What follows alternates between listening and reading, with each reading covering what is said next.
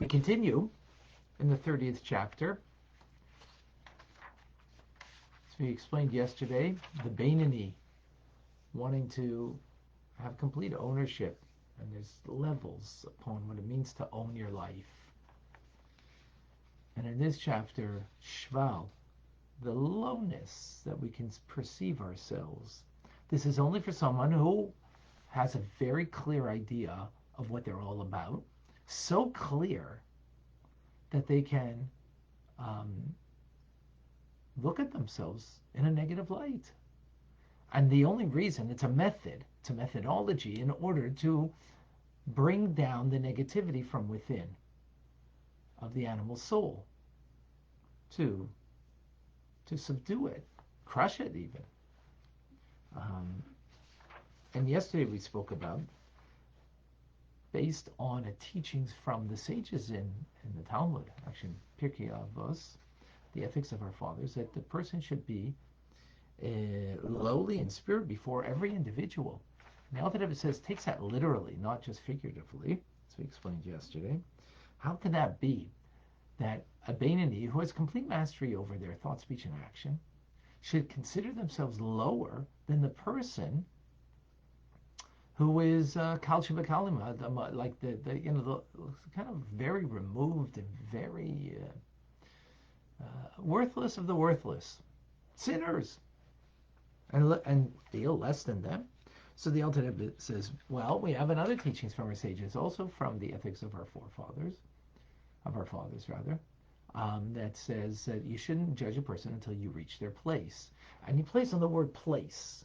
Two things about their place. One is the physical place, that they're out and about in the marketplace, street corner kind of merchants who, as a result of that kind of,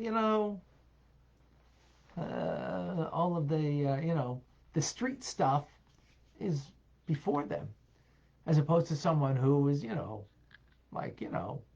sitting in a synagogue and praying and learning or teaching, not on the street corner on a beautiful sunny summer day where, selling your wares there.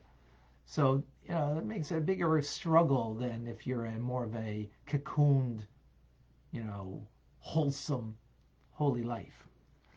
That's one thing. Another thing that causes their place, is their inner dimension of that they've got an animal soul that is like a burning oven. That is like, we've met such people. The slightest look the wrong way, they're just burning with anger. And that's their nature, as opposed to perhaps our nature. The Beinoni's nature for sure is obviously not going to erupt in such a manner. So that causes them, and therefore don't judge. That's what we spoke yesterday. Now, today is actually an extremely short class. The Alter Rebbe says, in truth, though, the extremely passion of nature in this, burning oven of an individual who, can, say a real nasty comment just at a drop of a dime of somebody, right? Who has such a nature and is a street corner kind of vendor, you get the idea. In other words, you're not in a wholesome setting, and therefore, hey.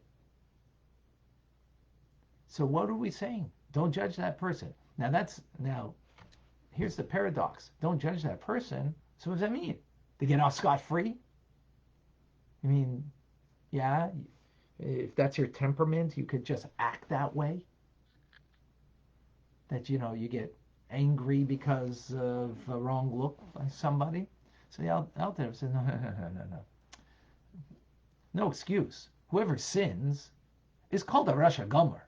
It's called an evildoer. Right? Why? Because if you had the dread of God before you, the presence of God, excuse me 1 second. Hello? Okay, come on in.